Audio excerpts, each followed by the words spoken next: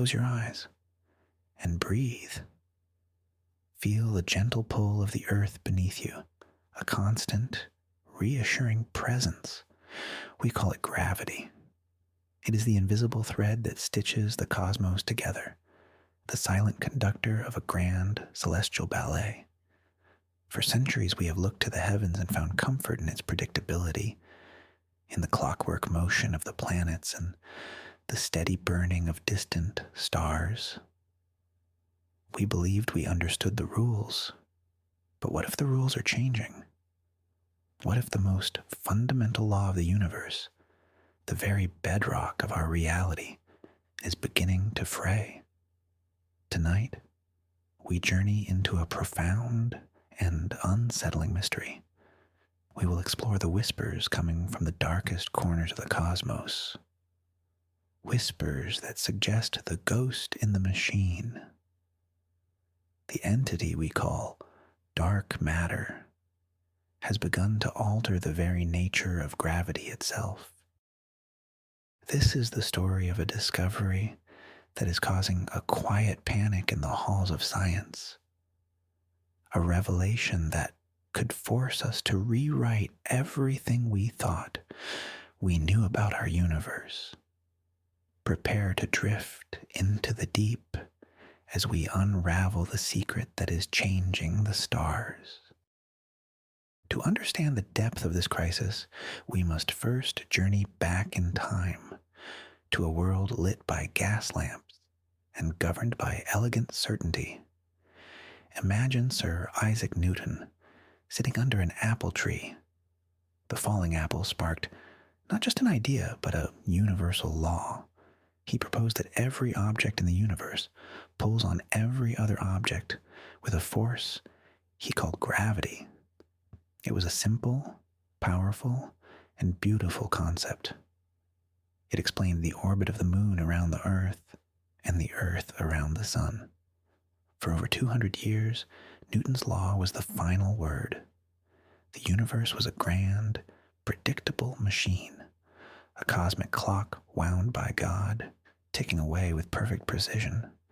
But then a new mind appeared, one who saw the universe not as a machine, but as a geometry. Albert Einstein, with his theory of general relativity, reimagined everything. He told us that there is no mysterious force of gravity pulling us down. Instead, he said, massive objects like the sun and the earth warp or curve the very fabric of reality, a four-dimensional tapestry called space-time. And smaller objects like planets or even light itself are simply following these curves. Imagine a heavy ball placed on a stretched rubber sheet.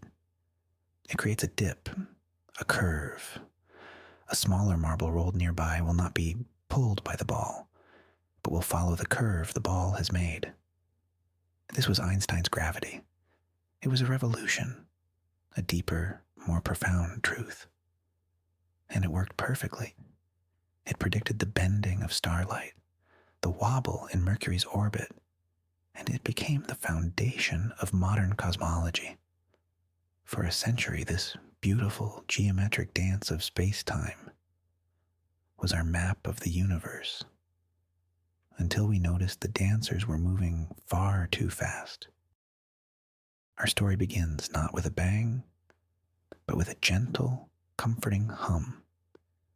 Imagine yourself floating in the velvet blackness of space, far from any star. All around you is a profound silence, a quiet so deep you can almost hear the universe thinking. For most of human history, this was our perception of the cosmos, a vast, serene, and orderly place. The ancient Greeks saw perfect spheres and celestial music. Renaissance astronomers revealed a clockwork solar system, with planets tracing elegant, predictable paths around a central star. This vision of order was deeply comforting. It suggested a universe that was understandable, a place governed by laws that we could discover and comprehend. It was a place where, if you knew the position and velocity of every particle, you could, in theory, predict the entire future and reconstruct the entire past. Gravity was the master conductor of this symphony. It was the invisible hand that kept the earth from flying off into the void, the gentle shepherd that herded stars into the luminous flocks we call galaxies. This law was thought to be universal and eternal. The gravity that holds you to your bed tonight is the very same gravity that binds the most distant galaxies, billions of light years away, or so we thought. This idea of a predictable, law-abiding cosmos is a beautiful dream to fall asleep to. It speaks of stability, of a reality that is solid and trustworthy. It's a lullaby written in the language of mathematics, sung by the orbits of silent worlds. But as we listen closer to that gentle cosmic hum, we begin to detect a discordant note, a whisper of something that doesn't fit, a mystery that began to unravel this perfect, clockwork dream. Let us drift back to that simpler time, to the world of Newton's dream. Picture the universe as an immense, dark ballroom. In this ballroom, every dancer, from the smallest speck of dust to the most colossal star, is connected to every other dancer by an invisible, elastic thread. This thread is Newton's gravity. The strength of the pull depends on how massive the dancers are and how far apart they are. A giant star and a tiny planet feel a strong pull if they are close, and a weaker pull if they are far apart. This simple, elegant rule allowed us to choreograph the entire cosmic dance. We could predict the return of comets with breathtaking accuracy. We discovered a new planet, Neptune, not by seeing it, but by noticing a strange wobble in the orbit of Uranus, a sign that an unseen dancer was pulling on it from the darkness. Newton's law was more than a formula. It was a statement of profound connection. It meant that a flower growing on Earth is gravitationally tied to a star in the Andromeda galaxy. Every part of the universe is in a constant, silent conversation with every other part. This image is one of profound unity. It paints a picture of a cosmos that is a single, interconnected entity. The waltz of the planets, the slow spin of the galaxies, the gentle fall of rain, all are expressions of the same fundamental law. It's a deeply reassuring thought. It suggests that no matter how vast and empty space may seem, nothing is truly alone. Everything is tethered. This was the universe we inhabited for centuries, a place of order, connection, and knowable secrets. But this beautiful, simple dream, like all dreams, was destined to be disturbed by a new, more complex and far stranger reality. Now, let our minds drift forward into the early 20th century. The elegant ballroom of Newton's universe begins to dissolve, replaced by something far more surreal, something imagined by Albert Einstein. His revolution was one of the greatest in the history of thought. He asked us to abandon the idea of gravity as a force, as an invisible string. Instead, he invited us to see the universe as a dynamic, four-dimensional fabric called space-time. Imagine a vast, infinitely large trampoline. This is space-time. Now place a heavy bowling ball, representing the sun, in the center. The fabric sags, it curves, it creates a deep well. Now roll a small marble, representing the earth, nearby. The marble doesn't fly in a straight line. It circles the bowling ball, following the curve in the fabric. It is not being pulled by a force. It is simply traveling along the straightest possible path through a curved reality. This is Einstein's gravity. It is not a force. It is the shape of the universe itself. And the shape is not static. It ripples and undulates. When two massive objects, like black holes, spiral into each other, they send out waves in the fabric of space-time, gravitational waves that travel across the cosmos at the speed of light. This theory also revealed that gravity affects time. Time runs slower in a stronger gravitational field. A clock at sea level ticks ever so slightly slower than a clock on a mountaintop. Gravity, according to Einstein, is woven into the very essence of space and time. This new picture was stranger, more abstract, but also more powerful. It described the universe with an accuracy that Newton's theory could never match.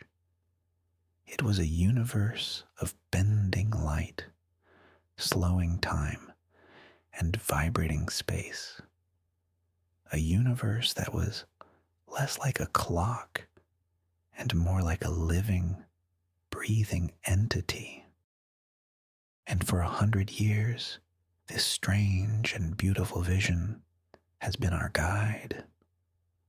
But even this profound revolution was not the final chapter in the story of gravity. The first sign that something was deeply wrong with our beautiful picture of the universe came not from a celebrated genius, but from the patient, meticulous work of an astronomer named Vera Rubin. In the 1970s, she was studying the rotation of galaxies, specifically the Andromeda Galaxy, our great cosmic neighbor.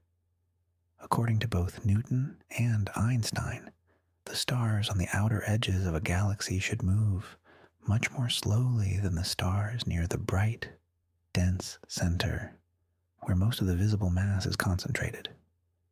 Think of our own solar system.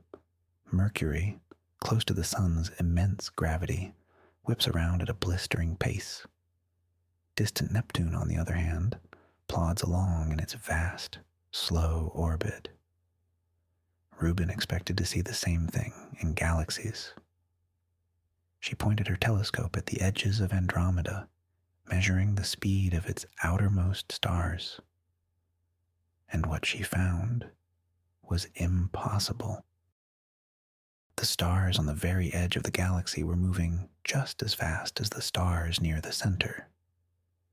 It was as if Neptune were orbiting the sun at the same speed as Mercury.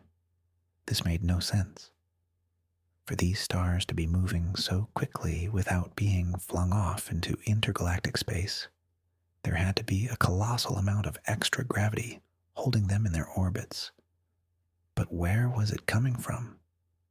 Rubin looked at the galaxy's visible matter, its stars, gas, and dust, and calculated its total mass. The number was far, far too small. There simply wasn't enough visible stuff to generate the gravity needed to explain those rapidly moving stars. It was a profound contradiction, a crack in the very foundation of cosmology. It was the first clear, undeniable evidence that what we see in the universe is only a tiny fraction of what is actually there. Faced with Vera Rubin's impossible observations, astronomers had a choice. Either our understanding of gravity, painstakingly built by Newton and Einstein, was wrong, or there was something else out there, something massive and invisible, filling the universe and providing the extra gravitational pull. The first option was radical, almost unthinkable. The second was strange, but it preserved the laws we held so dear. And so, science chose to invent a ghost. They called it dark matter. It's important to understand that dark matter was not a discovery in the traditional sense. No one saw it through a telescope. No one detected it with an instrument. It was an inference, a placeholder, a name given to our ignorance. It was the X in a cosmic equation. Physicists began to sketch out the properties this phantom substance must have. First and foremost, it had to have mass, and lots of it. Calculations suggested that for every gram of normal matter, the stuff that makes up stars, planets, and us, there must be about 5 grams of dark matter. It is the dominant form of matter in the universe. Second, it could not interact with light in any way. It doesn't emit light, it doesn't absorb it, it doesn't reflect it. It is perfectly, utterly transparent, hence the name dark. This is why we cannot see it. It is a form of matter that is completely alien to our senses. It is a silent, invisible ocean in which the luminous islands of galaxies are embedded. The idea was unsettling, but it worked. By adding this invisible ingredient to their models, astronomers could finally explain why galaxies spin the way they do. The ghost, it seemed, had solved the problem. So, what is this ethereal substance we call dark matter? What are the properties of this cosmic phantom? As physicists delved deeper, the picture became even stranger. We know it has gravity. That is its primary and perhaps only way of speaking to our familiar world. It is the unseen hand that sculpts the cosmos. But beyond that, its nature is a profound mystery. It seems to be cold, which in cosmological terms means its particles move slowly, allowing them to clump together and form the seeds of galaxies. It doesn't appear to interact through the electromagnetic force, which is why it's invisible to light. It also doesn't seem to feel the strong nuclear force, which binds atomic nuclei together, or the weak nuclear force, which governs radioactive decay. It is a true outsider, a particle that does not belong to the standard model of particle physics, our grand theory of all known particles and forces. Imagine a particle so aloof that it can pass through the entire Earth without touching a single atom. Billions of these dark matter particles are likely streaming through your body right now as you lie in your bed, and you feel absolutely nothing. They are ghosts passing through the walls of our reality. They are all around us and within us, yet they are part of a world that is almost completely separate from our own. This separation is what makes dark matter so difficult to detect and so fascinating to contemplate. It implies the existence of a hidden, parallel universe of matter, a dark sector with its own set of particles, and perhaps its own complex forces, a universe that only whispers to ours through the universal language of gravity. To hunt for this phantom is to hunt for a fundamental new piece of reality. How, then, do we map a universe that is mostly invisible? How do we trace the contours of a phantom? The answer lies in using the one language dark matter speaks, gravity. And the tool we use is one of the most beautiful predictions of Einstein's theory, gravitational lensing. Imagine holding a magnifying glass over a piece of text. The glass bends the light, distorting and magnifying the words behind it. According to Einstein, gravity does the same thing. A massive object, like a galaxy cluster, with its immense concentration of both normal and dark matter, warps the space-time around it so severely that it acts like a giant cosmic lens. Light from a much more distant galaxy, traveling towards us, will pass through this warped region of space. its path will be bent, its image distorted, magnified, and sometimes even smeared into arcs and rings of light, known as Einstein rings. By studying these distortions, astronomers can work backward. They can calculate the exact amount of curvature in space-time, and therefore, the total amount of mass causing that curvature. This is how we weigh the universe, and when we do, we find a staggering result.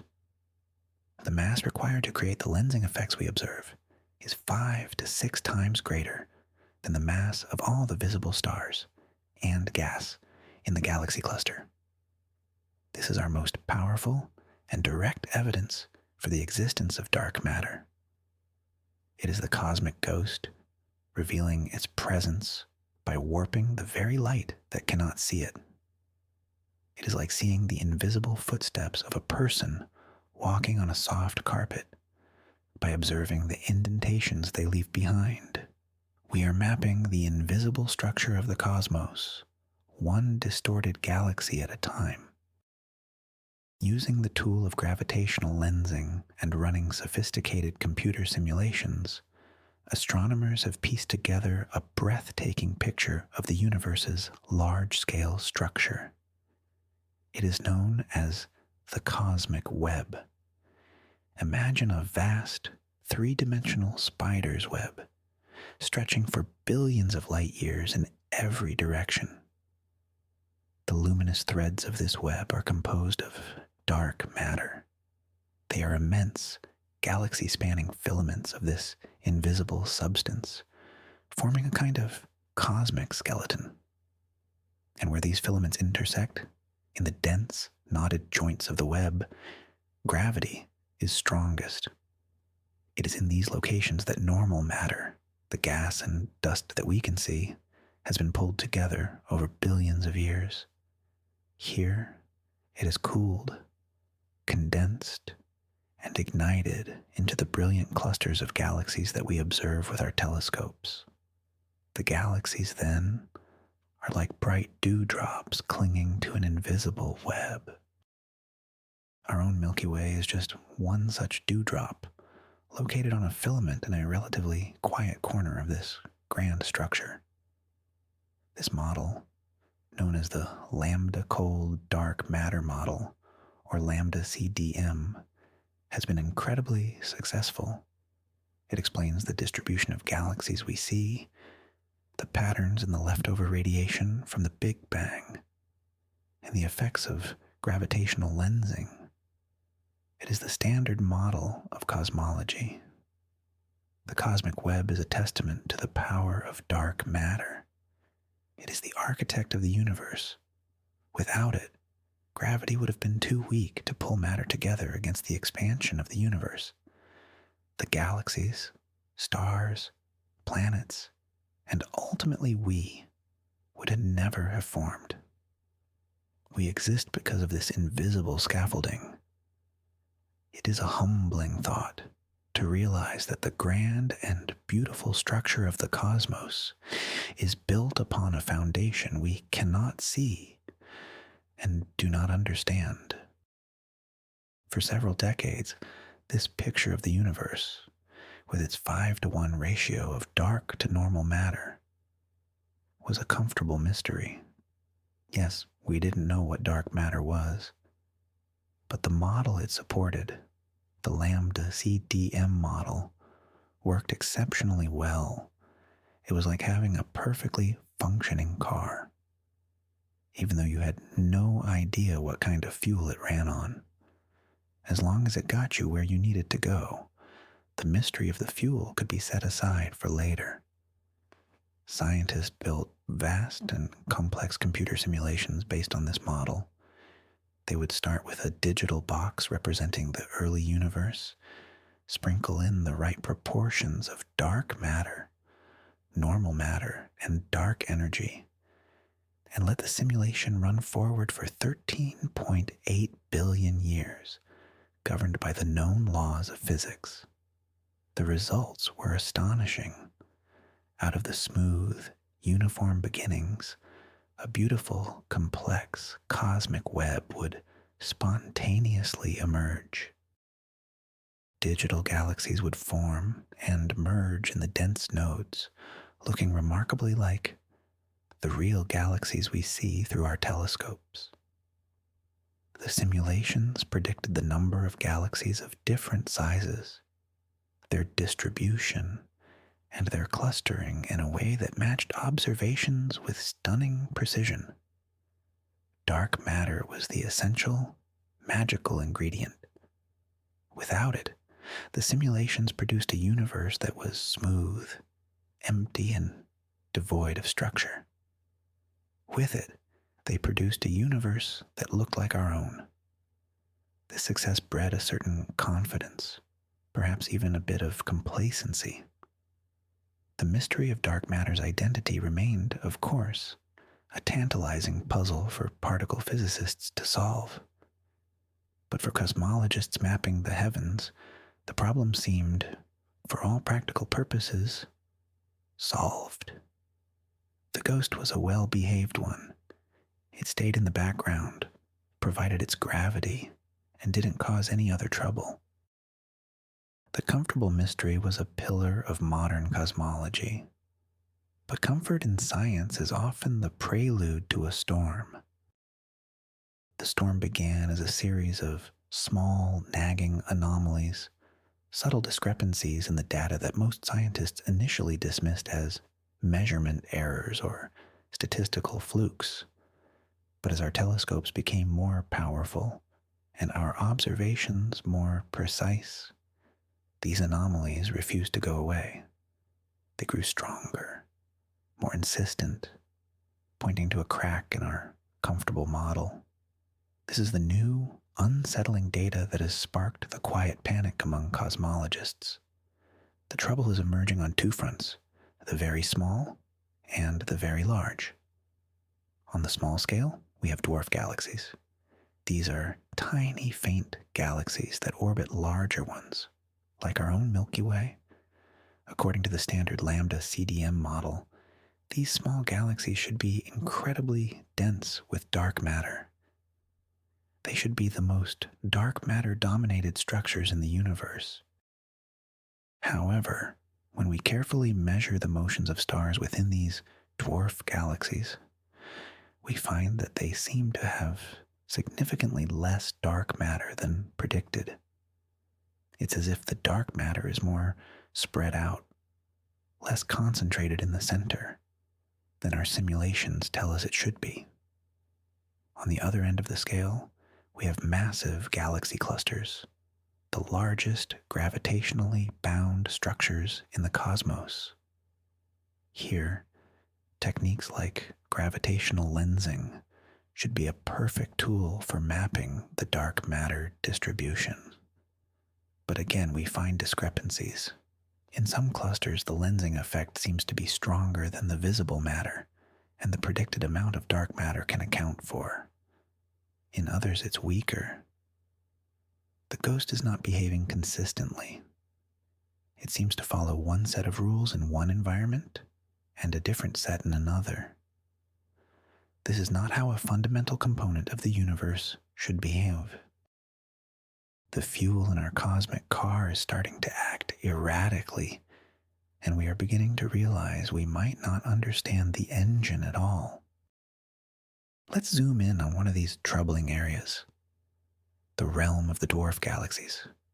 Picture our own Milky Way, a vast spinning disk of 100 billion stars. Surrounding it, like moths around a flame, is a swarm of dozens of smaller, fainter satellite galaxies. These dwarfs are thought to be the leftover building blocks of galaxy formation. According to our standard theory, these tiny galaxies should be the densest repositories of dark matter. Because they are so small and have such weak gravity, they would have had trouble holding on to their normal star-forming gas, which could be easily blown away by stellar winds and supernova explosions. But the cold, collisionless dark matter, our theory says, should have remained, forming a dense, heavy core. When we look at these galaxies, however, we find a puzzle. By measuring the speeds of their few visible stars, we can calculate how much mass must be present to hold them in orbit. While there is certainly evidence for dark matter, the amount and distribution are often wrong. Many dwarf galaxies exhibit a chord profile, meaning their dark matter density is relatively flat in the center and then rises, rather than the cuspy, sharply peaked density profile that simulations predict. It's as if something has smoothed out the central concentration of dark matter. This is a persistent and vexing problem. It could mean our simulations of galaxy formation are missing some key physics about how normal matter, like stars and supernova, can affect dark matter. Or it could be pointing to something much more profound. It could be a clue that dark matter is not the simple, inert particle we imagined. Perhaps it has properties we haven't dreamed of. Or, even more radically, perhaps the laws of gravity themselves behave differently in these low acceleration environments. A whisper of a new physics that our current theories cannot explain. Now let us travel from the very small to the colossally large, to a place like the Abel cluster. An Abel cluster is not just a collection of galaxies. It's a cosmic metropolis, a gravitational whirlpool containing hundreds or even thousands of galaxies, all bound together by an immense sea of dark matter and superheated gas. These clusters are the most massive objects in the universe, and as such, they are perfect laboratories for studying gravity and dark matter. Using the Hubble Space Telescope and other powerful observatories, astronomers can map the distribution of mass in these clusters with incredible precision through gravitational lensing. They trace the way the cluster's gravity distorts the light from galaxies lying far behind it. This allows them to create a map of all the matter, both visible and dark. But when they compare this directly measured map with the predictions from the Lambda CDM model, inconsistencies emerge. For example, in some clusters, the individual galaxies within the cluster seem to be creating stronger lensing effects than they should, given their stellar mass. It's as if each galaxy has its own private, highly concentrated halo of dark matter that is denser than expected. Conversely, the diffuse, cluster-wide halo of dark matter sometimes appears to be less concentrated than simulations suggest. The model predicts a certain distribution, a certain shape to the gravitational landscape. But the observations are showing a landscape that is subtly, yet significantly, different. It's like having a detailed topographic map that predicts a mountain should have a smooth, conical peak. But when you arrive, you find it has a series of jagged, smaller peaks instead.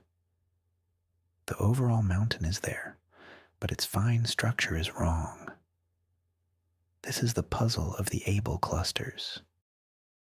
The ghost is in the machine, but it's not standing where we expect it to be. These persistent anomalies, from the smallest dwarf galaxies to the largest galaxy clusters, are forcing scientists to consider a previously fringe and unsettling idea. What if dark matter is not the simple, aloof, and inert substance we have modeled for decades? We have always assumed it was collisionless, meaning its particles just pass right through each other, interacting only via gravity. This simplicity was a core assumption of the standard model. But what if it's wrong? What if dark matter particles can interact with each other through some unknown dark force? This concept is known as self-interacting dark matter, or SIDM. Imagine dark matter not as a smooth, collisionless fluid, but as a gas of particles that can bounce off each other. In the dense center of a galaxy halo, these particles would collide frequently. This dark scattering would effectively transfer energy from the center outwards, smoothing out the dense, cuspy core that simulations predict, and creating the flatter, chord profile that we observe in many dwarf galaxies. It's a beautifully elegant solution to the small-scale crisis. It suggests that dark matter has a richer, more complex inner life than we ever imagined. It might have its own dark chemistry, its own set of rules and interactions that operate in a realm completely hidden from our own. This is a thrilling and terrifying prospect. It opens the door to a whole new dark sector of physics. But it also presents a new challenge. If dark matter can interact with itself, could it, under some extreme conditions, also interact with normal matter in ways other than gravity? Could it influence our world in more subtle, direct ways? The phantom is no longer just a passive, gravitational scaffold. It might be an active, dynamic component of the cosmos, with a secret life we are only just beginning to glimpse. As the problems with the dark matter paradigm mounted, some scientists began to look back at an old, radical idea that had been largely dismissed. What if there is no ghost? What if the problem is not a missing substance, but a flawed law?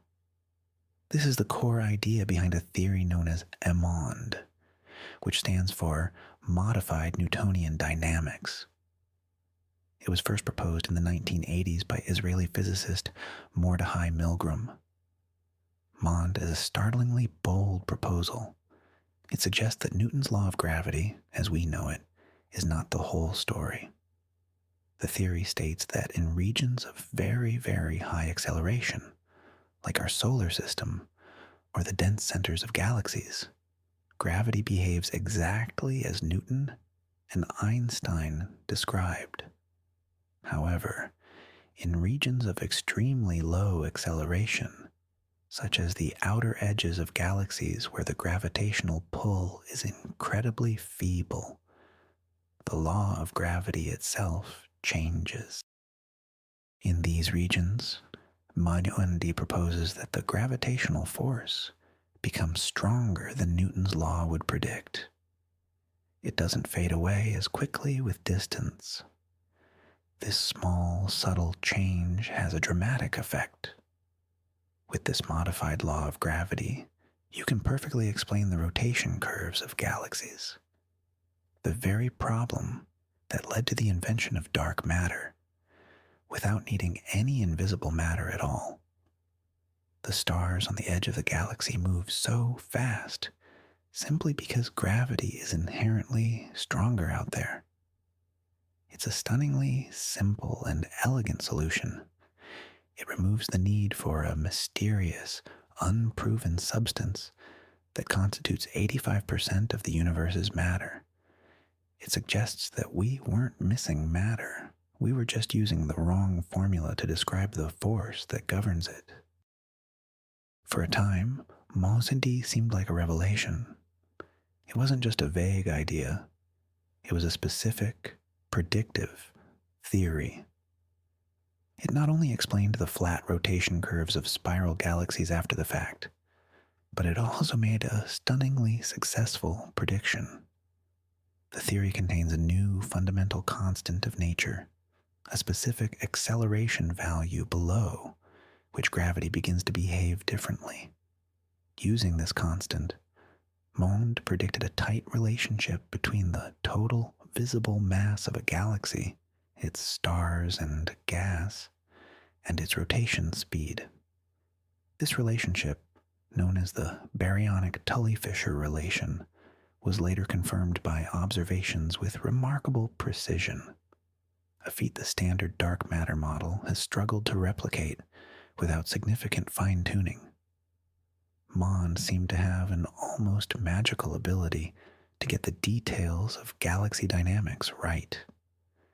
It felt less like a patch and more like a genuine insight into the workings of the cosmos. Proponents of Mond saw it as a triumph of principle, a modern-day version of Einstein refining Newton. It suggested a more elegant universe, one where the phenomena we see can be explained by the matter we see, governed by a slightly more complex, but ultimately more complete, law of nature. For a while, it seemed as though the ghost of dark matter might be exorcised for good, banished from cosmology as a clever but unnecessary invention. However, the universe is rarely so simple, and as we looked beyond individual galaxies to the grander cosmic stage, Mond's beautiful simplicity began to show its own cracks. Despite its remarkable successes on the scale of individual galaxies, Mond ultimately failed to become the new standard model of cosmology. The reason is that it ran into serious trouble when confronted with observations on the scale of galaxy clusters. As we discussed, these cosmic metropolises are filled with superheated gas that is so hot it glows in X-rays. The sheer amount of gravity needed to hold this gas together, to prevent it from evaporating into intergalactic space, is immense. When astronomers calculated the gravity required, they found that even Mond's modified gravity was not strong enough.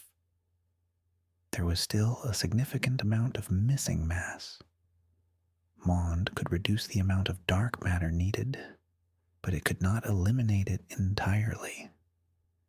It seemed that in galaxy clusters you needed both modified gravity and some form of dark matter, which defeated the theory's primary appeal of elegant simplicity.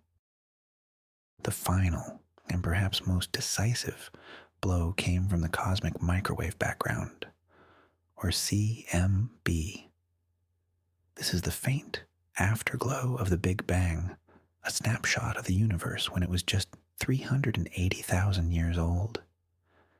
The intricate pattern of hot and cold spots in the CMB contains a wealth of information about the early universe, including its composition. The standard lambda CDM model, with its specific ratio of dark matter to normal matter, predicts these patterns with astonishing accuracy. Mond, in its original form, could not reproduce this data. It failed its most critical test. And so, the scientific community largely moved on. Mond was relegated to the status of a curious academic puzzle, a clever idea that ultimately didn't match the full breadth of cosmic reality.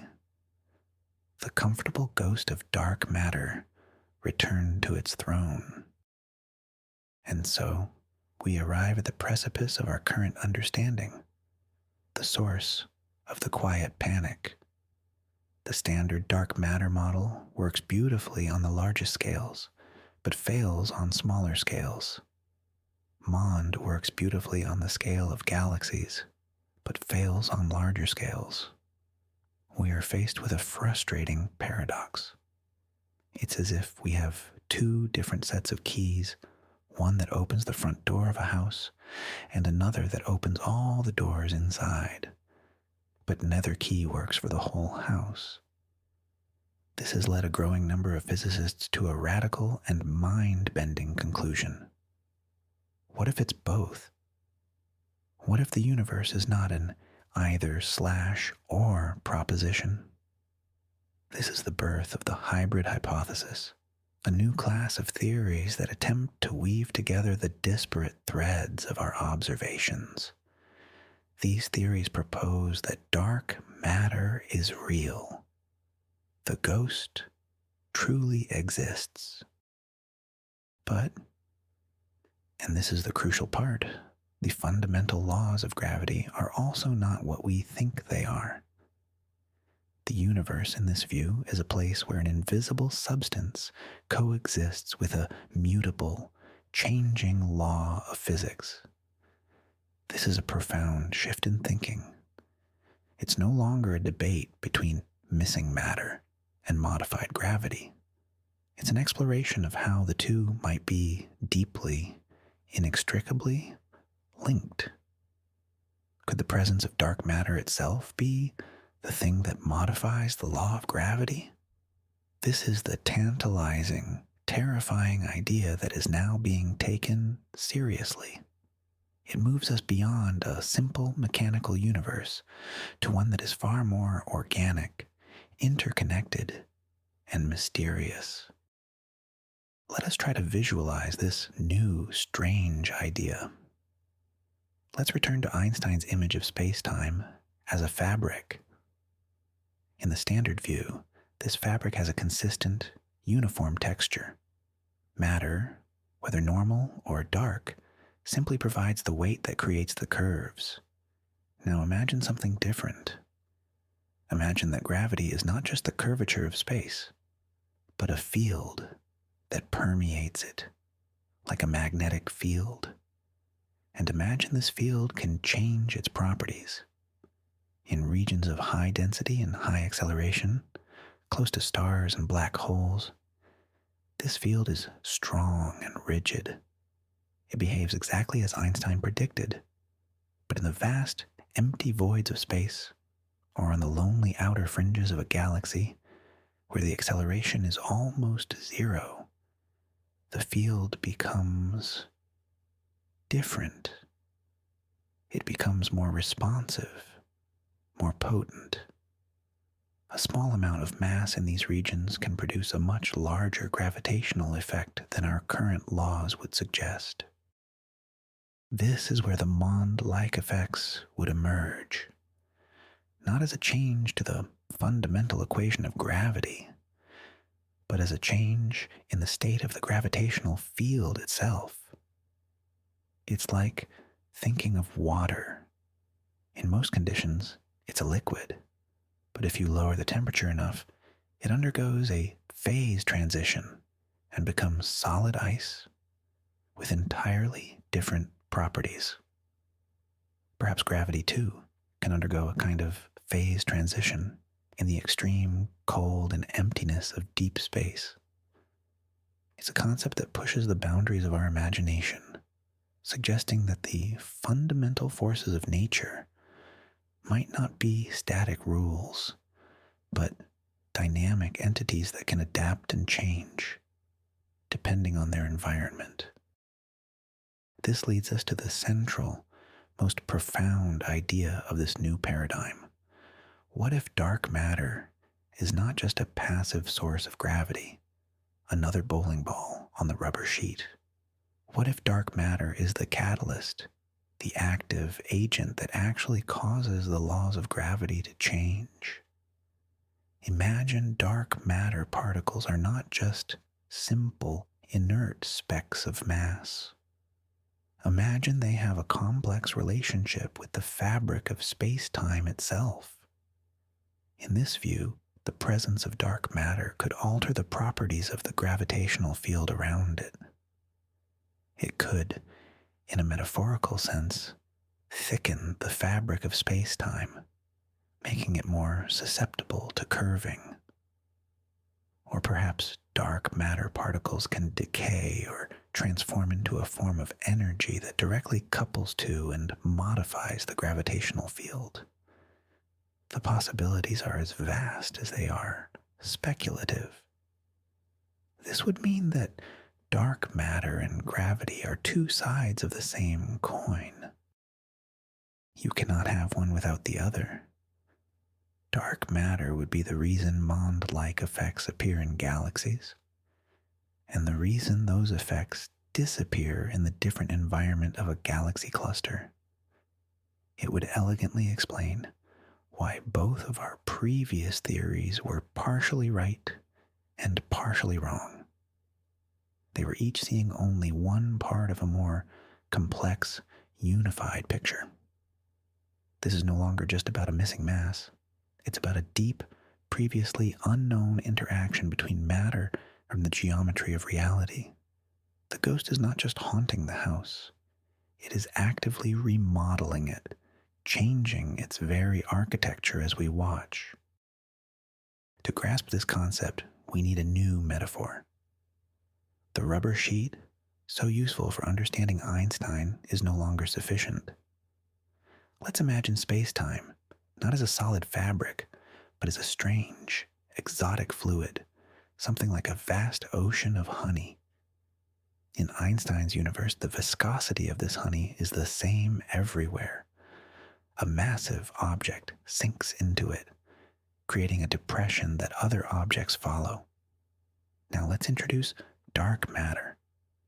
But instead of being another heavy object, imagine dark matter as a chemical that can change the viscosity of the honey. Where dark matter is dense, it might make the honey thicker, more resistant to motion. Where it is diffuse, it might make the honey thinner, more fluid. In this scenario, the law of gravity, how objects move through the fluid, is no longer a universal constant. It depends on the local concentration and properties of dark matter. This is a universe where the rules of the game are not set in stone from the beginning of time. They are dynamic, local, and influenced by the very substance we are trying to understand. An object moving through a galaxy would experience a different feel of space-time than an object moving through a massive cluster or through the near empty void between them. This is the paradigm shift that is being contemplated. We may be moving from a universe of static laws to a universe of dynamic, emergent properties, where the fabric of reality itself is in a constant state of flux, orchestrated by the invisible hand of dark matter. So, why do we use the word panic? It is not the panic of immediate physical danger. The laws of gravity are not changing on a human timescale in a way that would affect our daily lives. The Earth will not suddenly fly out of its orbit. The panic is a deep, intellectual, and a philosophical one. It is the panic a cartographer feels when they realize the continent they have been mapping for their entire life is not only the wrong shape, but is also actively drifting and changing its form. All of modern physics, from cosmology to particle physics, is built upon a single foundational assumption that the laws of nature and the fundamental constants are the same everywhere in space and at all times. This principle of universality is the bedrock of science. It is what allows us to study a distant star and know that the atoms within it obey the same rules of quantum mechanics as the atoms in our laboratories. It is what allows us to look back in time to the early universe and apply our known laws of physics. If this principle is wrong, if a fundamental force like gravity can change its behavior based on its environment, then our most powerful tool for understanding the cosmos is broken. We can no longer be certain that the physics we see here and now is the same as the physics there. And then, it means the universe might be fundamentally less knowable than we believed. This is the source of the panic. It's the ground shifting beneath the feet of science itself. The potential collapse of this foundational principle leads to a cascade of dizzying questions. If the law of gravity is not universal, what else might be variable? What about the other fundamental constants of nature? Think of the speed of light. C, the absolute speed limit of the cosmos. We assume it is constant everywhere. But what if it isn't? What if it too is influenced by some local property of space-time or some exotic field? What about the charge of an electron or the fine structure constant that governs the strength of electromagnetism? Our entire understanding of chemistry, of how stars shine, of how life itself is possible, depends on these numbers being precisely what they are and being the same everywhere. The idea that these constants might be mere local bylaws subject to change is a chilling thought. It would transform our vision of the universe from one of elegant, eternal law to one of cosmic contingency. It would mean that the conditions for life, for example, might only exist in certain regions of the universe or during certain epochs, where the physical laws have settled into a life-permitting state. This is the end of universality as we know it. It would represent a third great demotion for humanity. First, Copernicus told us we are not the center of the solar system. Then, Hubble told us our galaxy is just one of many. This new paradigm would tell us that even the laws of physics that govern our existence may not be the universal laws, but simply the local weather in our particular corner of the cosmos. Let us indulge in a moment of poetic speculation, a thought to drift away on. What if this change is not a flaw, but a feature? What if we are witnessing not the breakdown of the universe, but its evolution? Could this interaction between dark matter and gravity be a kind of cosmic immune response, or a self-regulating mechanism?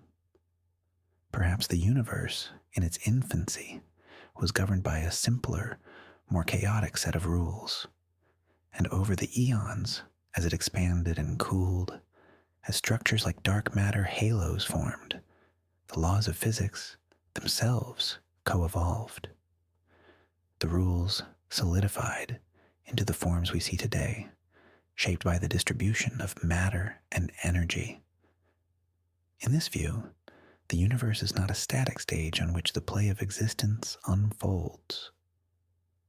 The stage itself is an actor, constantly adapting and changing. The monde-like effects in galaxies might be a relic of an earlier cosmic era, a different set of physical laws that still persist in these regions of low acceleration. Or perhaps it is a glimpse of the future, a sign of how the laws will continue to change as the universe ages and dark energy continues to stretch space-time apart. This is a far more organic and less mechanical view of reality.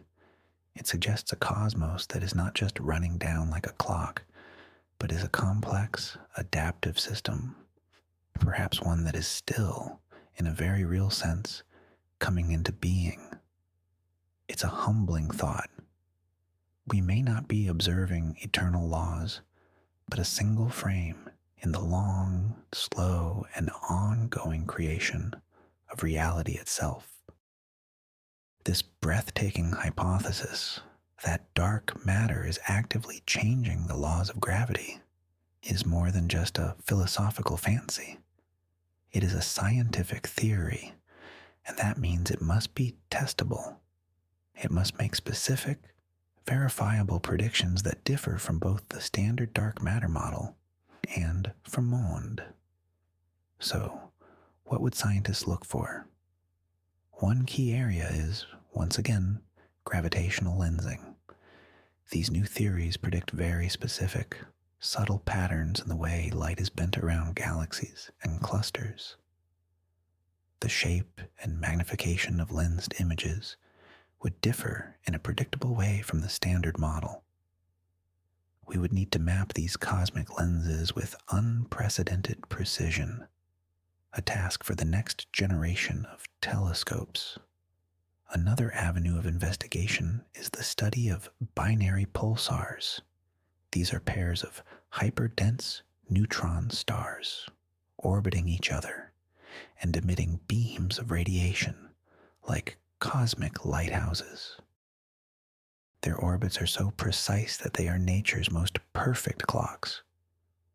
According to Einstein, they should be slowly losing energy by emitting gravitational waves, causing their orbits to decay at a specific rate. If gravity is being modified by a dark matter environment, this rate of decay might be slightly different. Searching for such a deviation would be a powerful test. Ultimately, we might even look for a new kind of signal. If dark matter can decay or interact in a way that changes gravity, perhaps this process releases a new, unknown particle or a faint glow of energy that we could, with a sensitive enough detector, one day hope to see. The hunt is on, not just for a new particle, but for a crack in the mirror of reality. The instruments that will either confirm this crisis or lay it to rest are already being built or are just beginning their missions. This is not a question for some distant future generation. The answers may come within our lifetimes. The European Space Agency's Euclid telescope, recently launched, is designed to create the largest and most accurate three-dimensional map of the universe ever made. It will observe billions of galaxies, meticulously measuring their shapes and distributions. Its primary mission is to chart the geometry of the dark universe, to measure the properties of dark matter and dark energy by observing their gravitational effects over cosmic time. Euclid's data on weak gravitational lensing, the subtle distortion of countless distant galaxies, will provide a map of dark matter's distribution of unparalleled precision. If there are systematic deviations from the standard model, if the viscosity of space-time is truly changing, Euclid is one of our best chances to see it. It will be joined by NASA's Nancy Grace Roman Space Telescope, which will have a field of view 100 times larger than Hubble's. Roman will conduct vast surveys of the sky, looking for the telltale signs of gravitational lensing and mapping the cosmic web in exquisite detail. These telescopes are not just looking for more of the same. They are designed specifically to test the foundations of our cosmological model. They are anomaly hunters. They are the tools we have built to ask the universe if it is truly as we imagine it to be.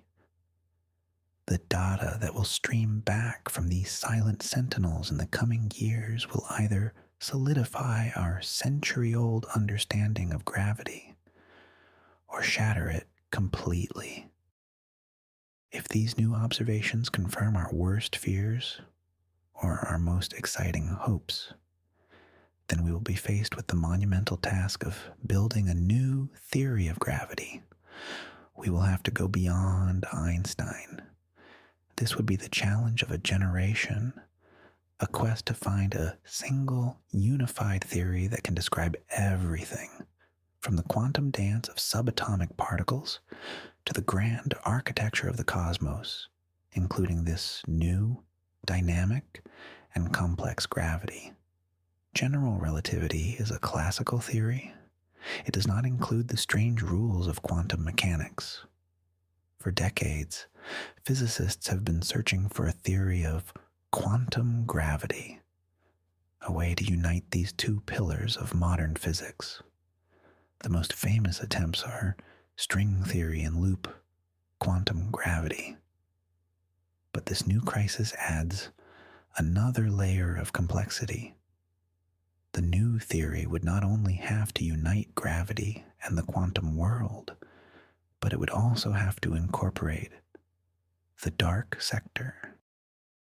It would need to describe the nature of dark matter particles, the new dark forces that might govern them, and most importantly, the mechanism by which this dark sector talks to and modifies the gravitational field. It would be a theory of everything that is far grander and stranger than most physicists had anticipated. It would be the final chapter in the story that began with Newton's apple and Einstein's curved spacetime. And it would likely reveal a universe whose fundamental nature is so alien to our everyday experience that it will take all our collective imagination to even begin to comprehend it. This developing crisis in cosmology is pushing us to think about the universe in a new way, to imagine what might lie beyond our current understanding. Physicists are now seriously discussing the concept of a dark sector. This is not just one new particle, dark matter, but potentially a whole parallel world of particles and forces, a hidden ecosystem that mirrors our own in its complexity. Our world is governed by the standard model of particle physics, with its quarks, leptons, and force-carrying bosons like the photon. The dark sector might have its own dark quarks and dark leptons, and its own forces, perhaps even a dark electromagnetism carried by dark photons. This dark world would be almost entirely invisible to us, a ghost universe coexisting in the same space as our own. The only connection, the only portal between these two worlds might be gravity, and perhaps, very, very weakly, one or two other subtle interactions. The changes we are beginning to see in the behavior of gravity might be the first signs of a larger interaction, a sign that the veil between these two sectors is thinner than we thought. It's a mind-bending concept. It means the vast majority of reality could be unfolding in a way that is completely inaccessible to our senses and our instruments. We are like deep-sea fish, aware only of our own dark, high-pressure world, dimly sensing the existence of a sunlit world far above us through the faint pull of its gravity and the gentle rain of particles from its surface. A fundamental change in our understanding of gravity and dark matter would force us to rewrite the entire history of the cosmos. Every chapter, from the first fraction of a second after the Big Bang to the ultimate fate of the universe, would need to be re-examined. Let's think about the Big Bang. Our current model describes a period of rapid inflation, followed by the formation of the first particles and elements. The precise way this unfolded depends critically on the nature of gravity and the properties of the matter present at the time. If dark matter interacts with gravity in this new, dynamic way, the conditions of the early universe could have been vastly different. The formation of the first stars and galaxies would also be affected. The standard story is that dark matter halos formed first, creating the gravitational wells into which normal matter fell. But if the interaction between them is more complex, this process might have been slower, or faster, or more chaotic. And what of the ultimate fate of the universe? We currently believe we are headed for a heat death, a future where the universe expands forever, becoming cold, dark, and empty. This fate is dictated by the ongoing battle between the pull of gravity and dark matter, and the repulsive push of dark energy. If the nature of gravity itself can change, then this battle might have a different outcome. Could a changing gravitational law eventually halt or even reverse the cosmic expansion? Could it lead to a big rip or a big crunch? The story of our cosmic past present, and the future is written in the language of gravity. If we have been misreading that language, then we do not truly know our own story. It is easy to see the situation as a crisis, to feel a sense of unease at the thought of our fundamental laws crumbling. But there is another way to look at it, a way that is filled with wonder and excitement. This is not a failure of science. It is science at its absolute best. The panic is not one of fear, but of exhilaration. It is the thrill of standing at the edge of a vast, unexplored continent. For a while, we thought we had mapped the whole world, but now we see a new landmass on the horizon, one whose existence we never suspected. Every time science has faced such a crisis, it has emerged with a deeper, richer, and more beautiful understanding of the universe. The failure of Newtonian physics to explain the orbit of Mercury gave us Einstein's general relativity. The paradoxes of classical mechanics at the atomic level gave us the strange and wonderful world of quantum theory. This moment is no different. The anomalies in galaxy rotation and gravitational lensing are not problems to be lamented. They are precious clues, whispers from the cosmos, guiding us toward a new and more profound truth. The fact that the universe is not as simple as our models suggested is not a disappointment. It is a gift. It means there are new, incredible mysteries to solve, new layers of reality to uncover. It is a sign that the universe is far more clever, more subtle, and more magnificent than we ever dared to imagine. To fall asleep with this thought is to fall asleep on the shore of a limitless ocean of discovery. And so we bring this cosmic journey back to this quiet room, to this present moment. As you lie here on the cusp of sleep, you are part of this story.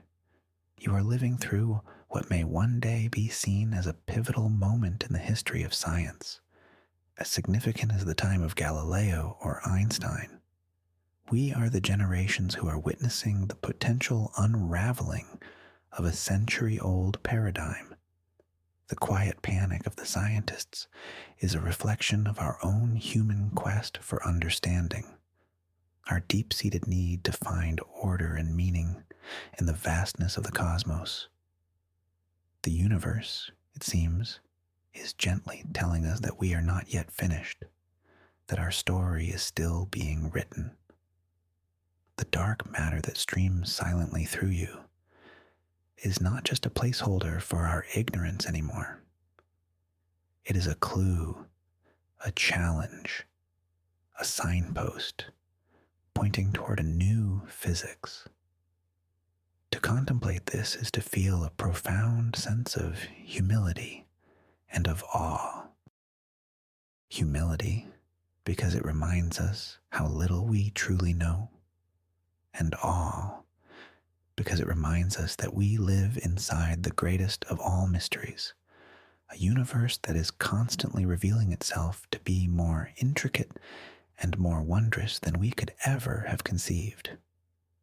The solid ground of physical law may be shifting, but in its place, we are offered a glimpse of a reality that is alive with possibility, a cosmos where even the most fundamental rules are part of a grand, unfolding story. This is a truly remarkable thought to carry with you into the peaceful depths of sleep. Tonight, we have traveled from the comforting certainty of Newton's clockwork cosmos to the surreal geometry of Einstein's space-time. We encountered the ghost in the machine, the dark matter invented to save our theories, a phantom that built the cosmic web and allowed for our own existence. We saw how this comfortable mystery began to unravel with unsettling data from the smallest dwarf galaxies and the largest clusters, And finally, we arrived at the edge of a new and terrifying idea that the ghost is not merely a resident of the cosmic house, but is actively rewriting its architectural plans. The possibility that dark matter itself is changing the fundamental laws of gravity represents a turning point in our quest to understand everything. This panic we have spoken of is the sound of a paradigm shifting, the intellectual ground trembling before a new reality emerges. It is the thrilling, disorienting feeling of profound discovery. The universe is not a static puzzle to be solved, but a dynamic, evolving story. And we have just realized we've been reading a draft, not the final version. Thank you for joining us on this journey to the frontiers of knowledge. If this cosmic mystery has sparked your curiosity, please support our channel by liking this video, subscribing for more journeys into the deep, and sharing your thoughts in the comments below. We leave you with a final question to ponder as you drift off to sleep. What do you believe is happening in the dark corners of our universe? Is it a new, undiscovered substance with a complex inner life? Or are the very laws of physics themselves alive and changing with the cosmos? The answer awaits us out there in the beautiful, silent darkness